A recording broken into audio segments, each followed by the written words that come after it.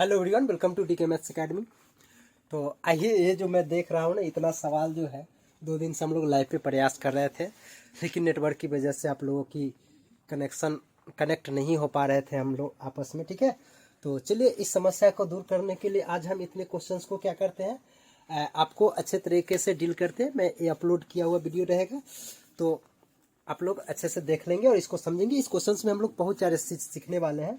ठीक है, uploaded videos हैं, तो आपको क्या पता चलेगा कि इसमें हम लोग क्या क्या सीखेंगे। देखो, फर्स्ट है क्रम विनिमय नियम, सेकंड संबरक नियम, साहचर्य नियम, फिर आपको संबंधों की संख्या। ठीक है, मतलब इतना ही सारे क्वेश्चंस में आपको इतने सारे लॉजिक आ चुके हैं कि आप इतने इस वीडियो के सिर्फ आप देख लेने से कम 4-5 क्वेश्चंस तो आप आसानी से एग्जाम में हैंडल कर सकते हैं। तरीका सीखना है, सिर्फ यही क्वेश्चन नहीं सीखना है आपको। यहाँ पे मैं तरीका बताने जा रहा हूँ कि इस क्वेश्चंस को आप जितने आसानी से हैंडल करेंगे उतने आपको एग्जाम में भी अच्छे हैंडल कर पाएंगे। ठीक है, तो चलो देखते हैं, सीखते हैं। ठीक है, सबसे पहले है क्रम विनिमय नियम। तो क्रम विनिमय नियम क्या होता है समझते हैं। ठीक है, क्रम विनिमय नियम में क्या करोगे, क्रम विनिमय नियम जो दिया हुआ रहता है, इसको चेक करने का सिंपल सी तरीका है कि आप 2 अवयव उठाना, ए ऑपरेशन बी दिया हुआ रहेगा। ठीक है, और आप क्या करना है, यहाँ से बी ऑपरेशन ए निकालना। ठीक है, तो ए ऑपरेशन बी भी रहेगा और बी ऑपरेशन ए निकालना। जैसे सपोज करो यहाँ पर क्या है, ए ऑपरेशन बी आपको दे दिया है ए प्लस बी बाई 2। ठीक है, यानी ऑपरेशन को यहाँ कैसे डिफाइन किया है, बस कुछ नहीं किया, देख लो, ए और बी को जोड़ दिया है और 2 से भाग कर दिया, तो आपको ए ऑपरेशन बी मिल गया है ना। तो वही काम यहाँ भी कर लो ना, दोनों को जोड़ दो, क्या हो गया, बी प्लस ए बाई 2। आपको पता है प्लस में कम्यूटेटिव होता है, तो आप ए बी प्लस ए को आप ए प्लस बी लिख सकते हो, है ना। तो देखो अभी दोनों मैच कर गया, मतलब यहाँ से क्या कहोगे कि ए ऑपरेशन बी बराबर बी ऑपरेशन ए, मतलब क्रम विनिमय नियम तो हो गया। ध्यान रखना, यहाँ असत्य कह रहा है, इसको टिक मत कर लेना, यहाँ पे गलती खोजना है, सही नहीं है तो सही हो गए। ठीक है ना, क्रम विनिमय नियम यहाँ पे संतुष्ट हो रहे हैं ना, आपको गलतियां खोजनी है। चलो जरा आप संबरक नियम को समझते हैं। आई होप कि ये आपको क्रम विनिमय नियम समझ में आ गई होगी। कुछ मत करना, ए ऑपरेशन बी दिया हुआ रहेगा, वहां से बी ऑपरेशन ए निकालना, दोनों को सरल करके देखना, अगर इक्वल आ गया तो कह देना क्रम विनिमय नियम है। ओके, चलो अब हम लोग देखते हैं दूसरा क्या है, संबरक नियम।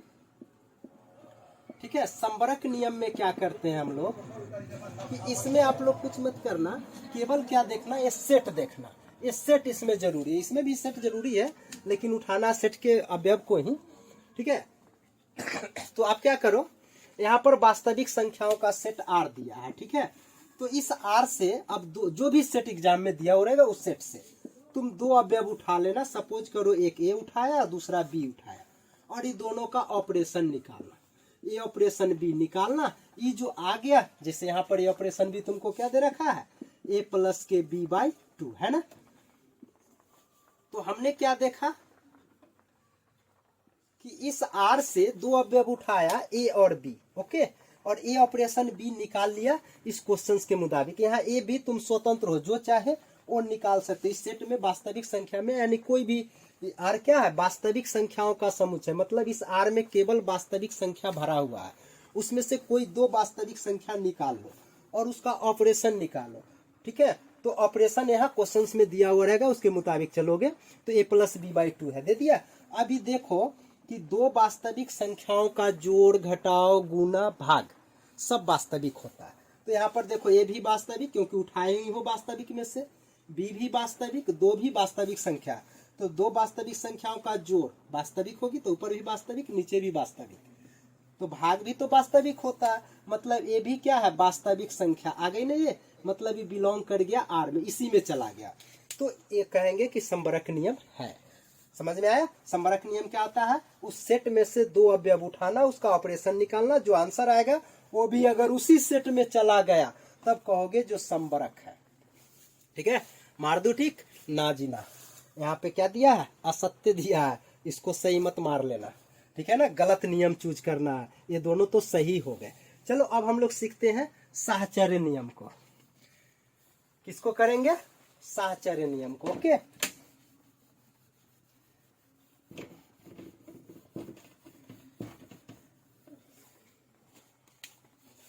अब आ जाओ साहचर्य नियम क्या होते हैं।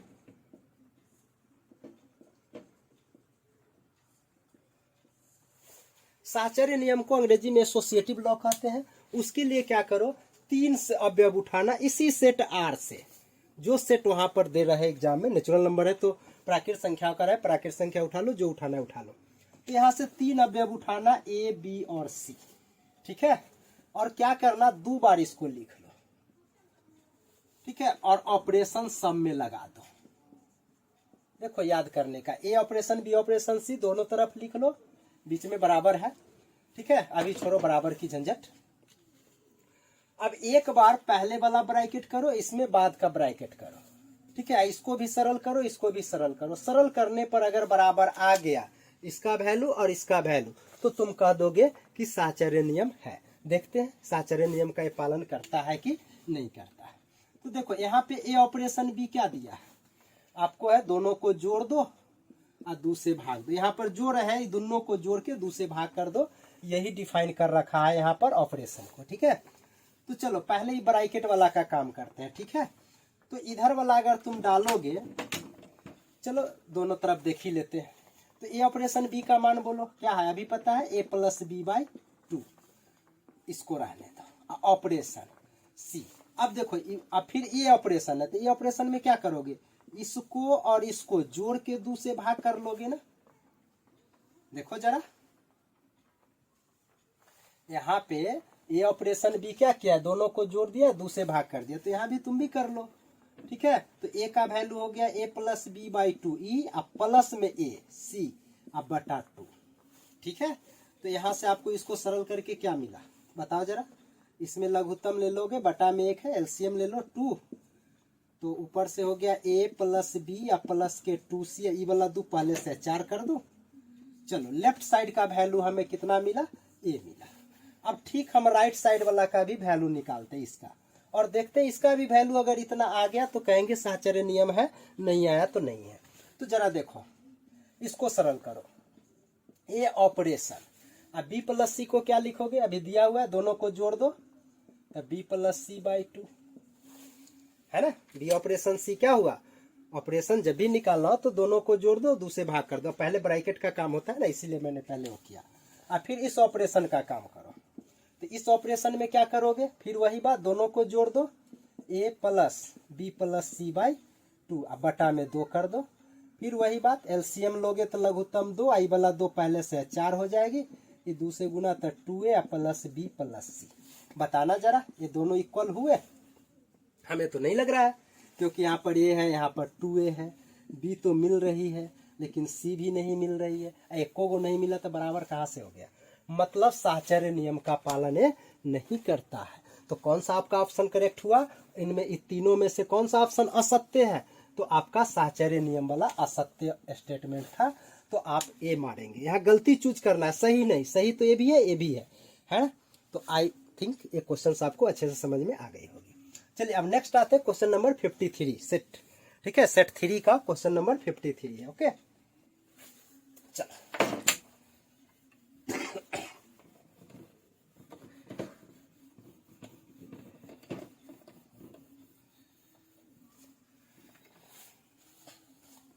समुच्च ए दे दिया है, तो सबसे पहले बताओ जो रिलेशन आर होता है वो क्या होता है। अगर मान लो कि कोई रिलेशन अगर ए से बी में अगर एक रिलेशन है आर, तो आर क्या होता है, सबसेट होता है ए क्रॉस बी का।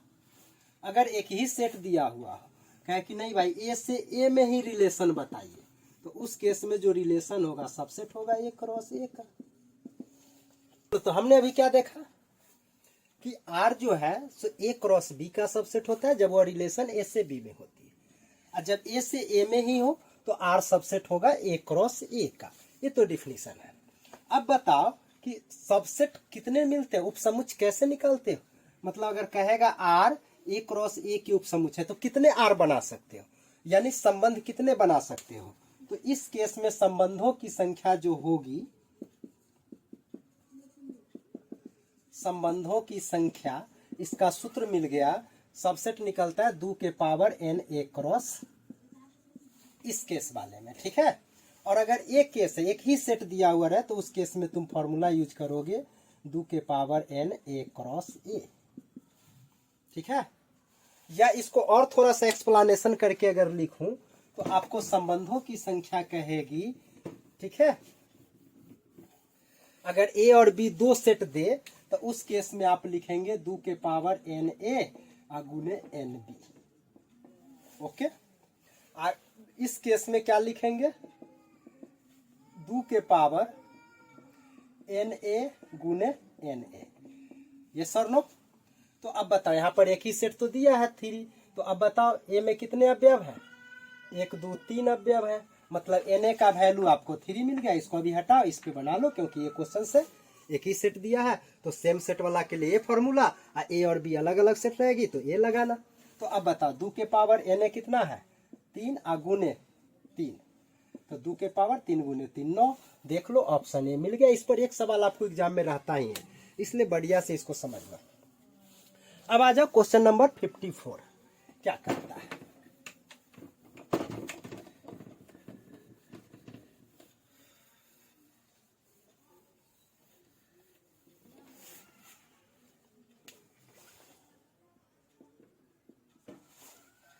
फिफ्टी 54 में क्या करोगे, देखो ये आपका सेट दिया है 1 2 3, और R में आपको सेट दिया है 1 1 2 2 2 3 3 3 और फिर है 1 2। ठीक है, तो इसको अब चेक करना है, पहला स्वतुल्य है ना। तो स्वतुल्य क्या होता है, तो स्वतुल्य में क्या करोगे, जो सेट ए में अवयव रहेगा उस सब का रिपीट खोजोगे। स्वतुल्य पहचानने का सिंपल सी तरीका है, याद रखो, जो सेट ए देगा उस सेट के हर अवयव को रिपीट करो। 1 को रिपीट करो तो 1 1, 2 को रिपीट करो 2 2, 3 को रिपीट करो 3 3। चलो, मतलब 1 1 2 2 3 3 आर में रहना चाहिए। देखो है क्या 1 1 2 2 3 3, यस, मतलब ये तो स्वतुल्य है, लेकिन केवल लगा रखा है, ये भी देख लो।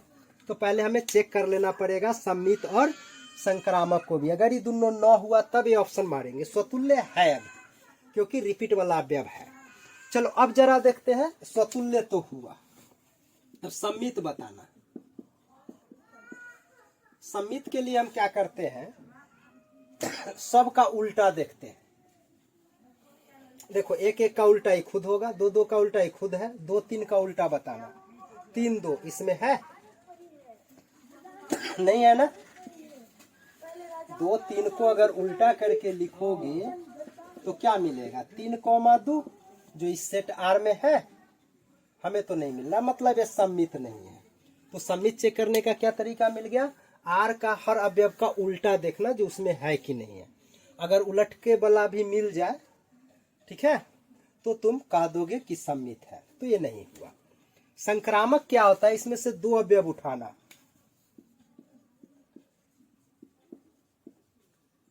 संक्रामक के लिए क्या कहते हैं, इसमें से 2 अवयव ऐसा उठाना जो जहां पे खत्म वहीं से शुरू। ठीक है,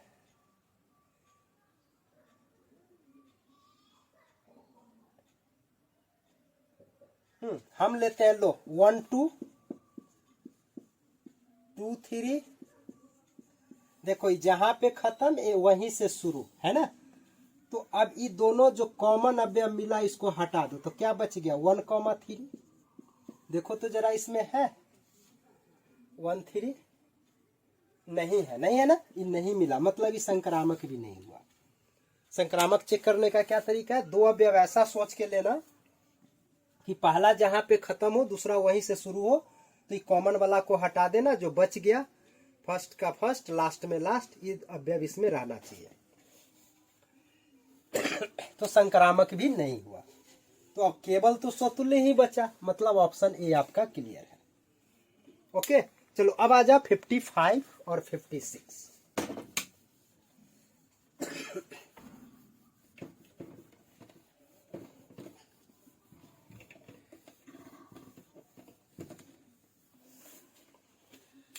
देखो साइन इनवर्स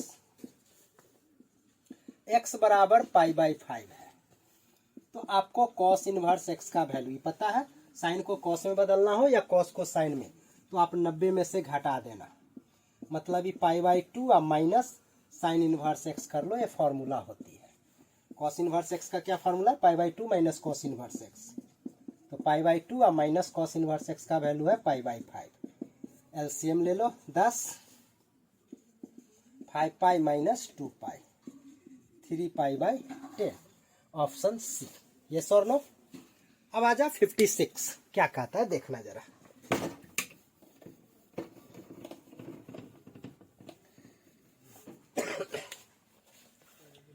देखो साइन है, अंदर में कॉट इनवर्स x है। अगर इसको भी हम साइन बना दे तो साइन साइन इनवर्स खत्म, इस जगह जो आएगा वही आंसर। तो ऐसा करते हैं, इसको साइन बनाने के लिए हम क्या करते हैं, कॉट इनवर्स x को कुछ मान लो अल्फा। कॉट दूसरे तरफ गया तो यहां से हो गया कॉट अल्फा बराबर x, बटा में कुछ नहीं था 1। कॉट थीटा का जरा सूत्र बोलना,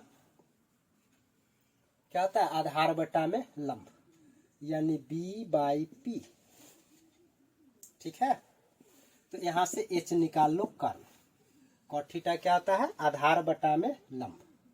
हाँ, तो रूट अंडर आधार का स्क्वायर x² प्लस 1, मतलब रूट अंडर 1 प्लस x²। ये सर नो, तो हमको साइन में बदलना है। अल्फा है ना, साइन अल्फा। बोलो जरा, साइन अल्फा क्या मिले? लंब बटा कर्ल p/h। तो p का वैल्यू आपको है 1, कर्ल भी निकाले हो जस्ट 1 प्लस x²। तो यहाँ से अल्फा यही ना मिला आपको। साइन इधर आ गया, साइन इनवर्स मन है तो लिख लो 1 प्लस x², और रूट का मतलब होता है 1/2, और नीचे से ऊपर जाएगा तो माइनस में। अब इसमें डाल दो, देखो साइन आई साइन इनवर्स खत्म, बच गया ये ऑप्शन नंबर, ये देख लो। I think option C. तो बताओ ये वीडियो हेल्पफुल रहा कि नहीं, इसमें कुछ नई चीज़ें सीखने को मिली या नहीं मिली, तो कमेंट करके हमें ज़रूर बताना। फिर मिलते हैं नेक्स्ट लाइव क्लास में। Okay, thanks for watching.